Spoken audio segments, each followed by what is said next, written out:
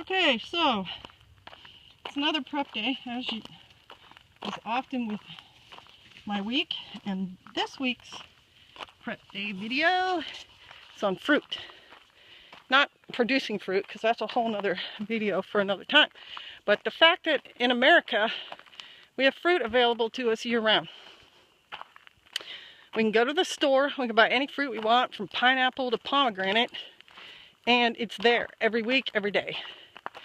But that is not a reality. I mean, it is in one sense, but in another sense it's not. It's an artificial situation that's brought about by the wonderfulness of being able to truck food and fly food and everything from wherever it's grown to now. Because if you think about it, apples do not grow and be ripe year-round. They are ripe in the fall. And it's the same with all the other fruits. Blueberries are ripe when they're ripe. They're not ripe in January. So we have this mindset where we can just go to the store and buy this stuff. But here's the deal. If for some reason, let's just pretend it's a storm or a earthquake or something, and that service is disrupted, you will not get that fruit in the same way. And how would that affect how you eat?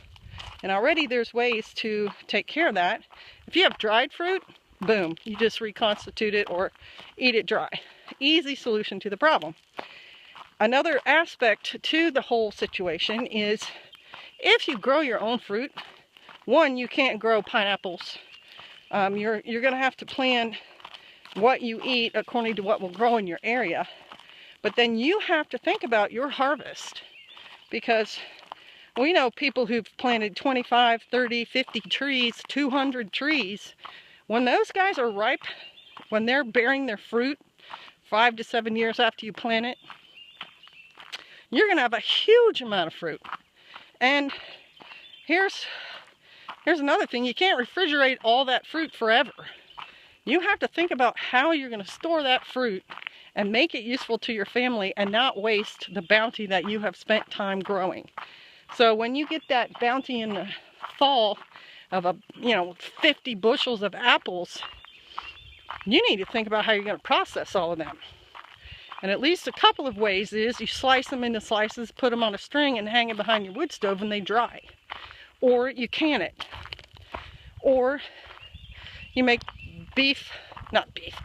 apple jerky out of it. You make fruit leathers and dry it. You make pemmican out of it. But you have to put some thought into it, because it's going to all come in a certain specified time, and you're just going to have to work like a dog during that time to take care of take advantage of the bounty. So just some thoughts.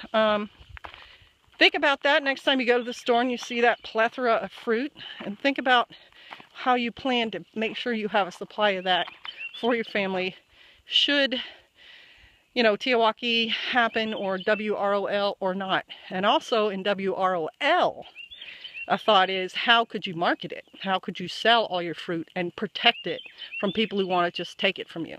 All right, just some prep day thoughts. Shalom!